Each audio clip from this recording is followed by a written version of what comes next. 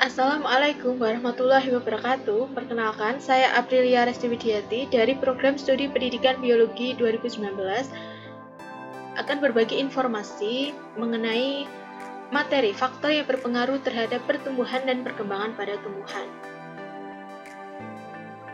Baik, materi pada kesempatan kali ini berkaitan dengan KD 3.1 kelas 12, yaitu menjelaskan pengaruh faktor internal dan faktor eksternal terhadap pertumbuhan dan perkembangan makhluk hidup. Tujuan pembelajarannya adalah peserta didik diharapkan mampu menganalisis faktor-faktor yang berpengaruh terhadap pertumbuhan dan perkembangan pada tumbuhan. Kemudian, apa saja yang akan kita pelajari pada kesempatan kali ini? Di sini saya telah membuat peta konsep mengenai apa saja yang akan kita pelajari mengenai pertumbuhan dan perkembangan pada tumbuhan. Secara garis besar dipengaruhi oleh dua faktor, yaitu faktor internal dan juga faktor eksternal. Faktor internal adalah faktor yang berasal dari tubuh tumbuhan itu sendiri. Bisa berupa gen dan juga hormon. Kemudian faktor eksternal adalah faktor di luar tubuh tumbuhan itu. Misalnya faktor yang mempengaruhi itu adalah lingkungan.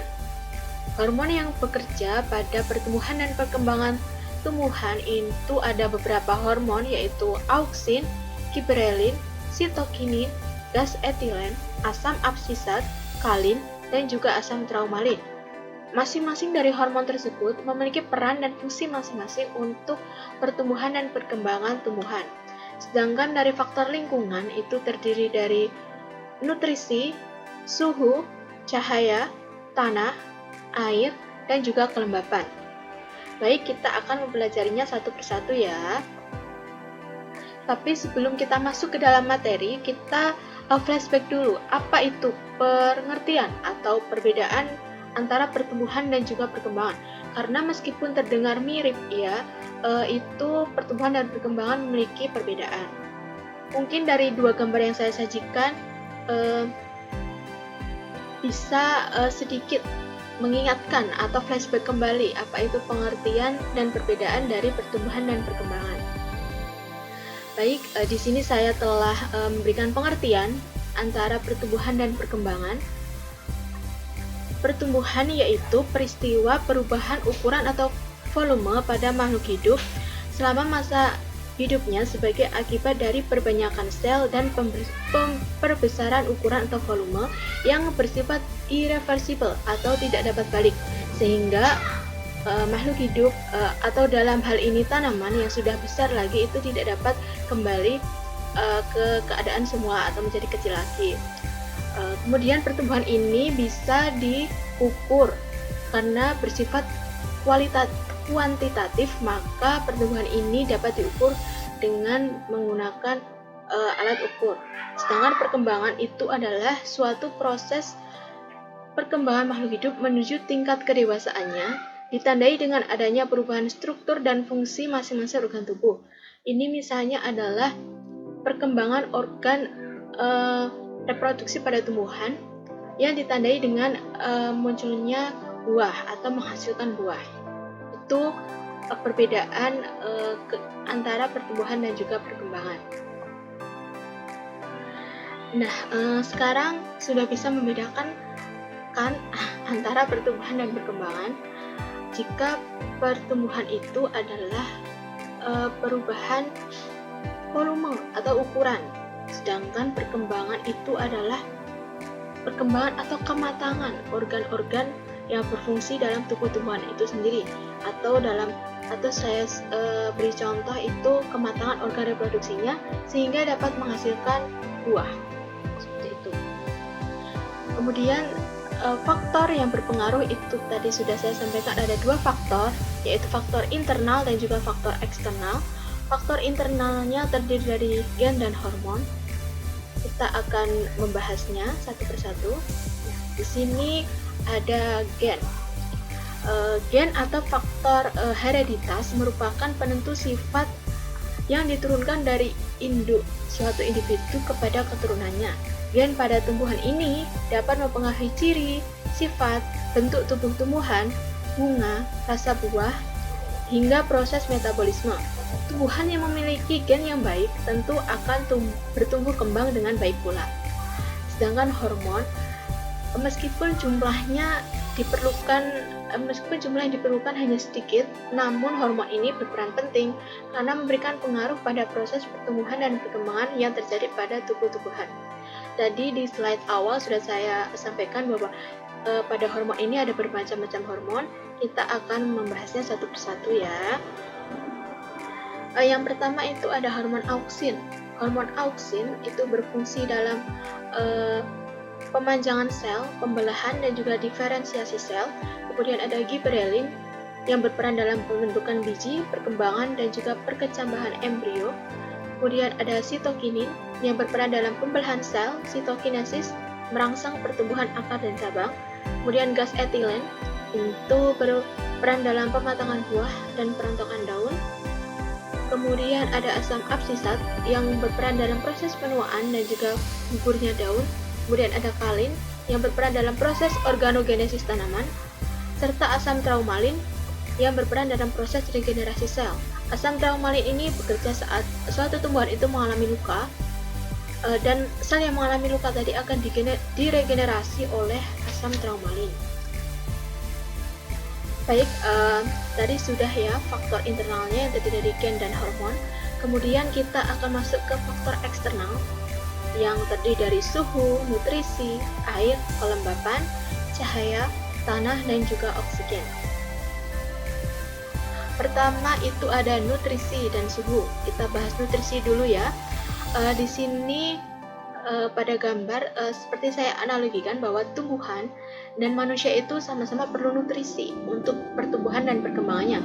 Sama juga seperti makhluk hidup lain, misalnya hewan. Tumbuhan perlu nutrisi berupa air dan zat hara yang penting bagi proses fotosintesis dan juga metabolisme sel. Tumbuhan yang diberi nutrisi lebih baik, misalnya diberi pupuk, itu pasti tumbuhnya akan lebih baik daripada tumbuhan yang tidak diberi pupuk. Kemudian yang kedua ada faktor suhu. Di sini saya berikan dua gambar, yaitu tumbuhan yang dapat hidup pada suhu rendah atau dingin dan juga tumbuhan yang dapat hidup pada suhu panas atau tinggi. Suhu merupakan faktor yang sangat penting dalam pertumbuhan dan perkembangan pada tumbuhan karena suhu yang terlalu tinggi, terlalu rendah, atau tidak stabil dapat menghambat pertumbuhan dan perkembangan tumbuhan. Karena faktor suhu ini penting, maka beberapa tumbuhan yang hidup pada suhu ekstrim itu biasanya akan beradaptasi dengan lingkungannya agar tetap tumbuh. Kemudian ada cahaya. Cahaya tentunya diperlukan oleh tumbuhan agar dapat melangsungkan proses fotosintesis dan juga mendukung pertumbuhan tanaman itu sendiri. Jika dalam keadaan gelap atau tanpa cahaya, maka tumbuhan akan mengalami gejala etiolasi atau pertumbuhan yang sangat cepat di tempat gelap, namun batangnya kurus dan juga daunnya kuning, pucat. Nanti akan saya jelaskan pada slide berikutnya. Kemudian yang selanjutnya ada tanah. Tumbuhan tentu akan bertumbuh dengan cepat dan baik jika tanahnya subur, kaya akan zat hara. Sebaliknya, jika tanaman tumbuh di tempat yang kering atau tandus, tentu pertumbuhannya akan tidak optimal. Contohnya akan menjadi layu, kering, dan mati. Ini pembahasan lanjutan dari faktor cahaya tadi. Saya beri gambar perbandingan antara tumbuhan yang mengalami etiolasi dan yang tidak mengalami etiolasi. Dapat dilihat ini tumbuhan yang ditempatkan di tempat terang, artinya mendapat cahaya matahari yang cukup, dan di sini adalah tumbuhan yang ditempatkan di tempat yang gelap atau dengan pencahayaan minim atau sama sekali tidak mendapat cahaya. Pada keadaan terang, bisa dilihat batangnya lebih pendek dan juga daun berwarna hijau. Karena sesungguhnya cahaya matahari itu menghambat pertumbuhan atau kerja dari hormon auksin. Sedangkan pada keadaan gelap atau minim cahaya, itu batangnya terlihat lebih panjang. Karena apa? Karena auksin hormon pertumbuhan pada tumbuhan itu dapat bekerja lebih cepat karena tidak mendapatkan cahaya matahari. Namun, daunnya berwarna kuning dan batangnya lebih kurus. Ya, ini bisa menjadi perbandingan tumbuhan yang mengalami etiolasi dan tidak mengalami etiolasi. Kemudian yang selanjutnya ada faktor air dan kelembapan.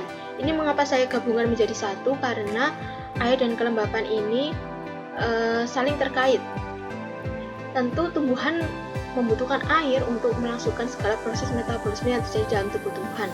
Kekurangan air akan menghambat pertumbuhan dan menyebabkan pertumbuhan menjadi tidak optimal. Sedangkan kelembapan, jika pada tumbuhan kelembapan udara berpengaruh terhadap proses penguapan air. Mengapa bisa kelembapan udara berpengaruh terhadap proses penguapan air? Karena jika kelembapan udaranya rendah, maka penguapan air meningkat sehingga penyerapan air dan garam-garam mineral oleh akar semakin banyak. Keadaan ini akan memacu pertumbuhan atau menyebabkan pertumbuhan tumbuhan itu sendiri akan menjadi lebih cepat. Kelembapan ini juga berpengaruh terhadap tanah. Kelembapan tanah mempengaruhi kandungan zat hara yang ada di dalamnya. Tanah yang lembab umumnya memiliki unsur zat hara yang lebih tinggi daripada tanah yang gersang atau tandus. Oleh karena itu, faktor air dan kelembapan ini juga penting dalam pertumbuhan dan perkembangan pada tumbuhan. Oke, dari penjelasan saya yang telah saya sebutkan sebelumnya, dapat kita simpulkan bahwa pertumbuhan dan perkembangan pada tumbuhan itu dipengaruhi oleh banyak faktor. Ada faktor internal dan juga faktor eksternal. Kesemua faktor pendukung tersebut tentu akan mempengaruhi pertumbuhan dan perkembangan pada tanaman. Jika salah satu unsurnya tidak terpenuhi, maka akan menghambat pertumbuhan dan perkembangan tumbuhan itu sendiri, atau berpengaruh atau akan menyebabkan tumbuhan itu layu, kering, atau mati. Bisa dilihat pada gambar yang telah saya sajikan. Ini ada beberapa foto gambar yang foto tumbuhan yang mengalami kekeringan atau layu akibat kekurangan salah satu unsur atau beberapa unsur dari faktor yang berpengaruh terhadap pertumbuhan dan perkembangan pada tumbuhan yang telah saya jelaskan sebelumnya. Oke, terima kasih.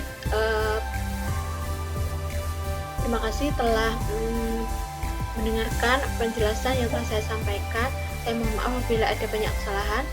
Wassalamualaikum warahmatullahi wabarakatuh. Semoga bermanfaat.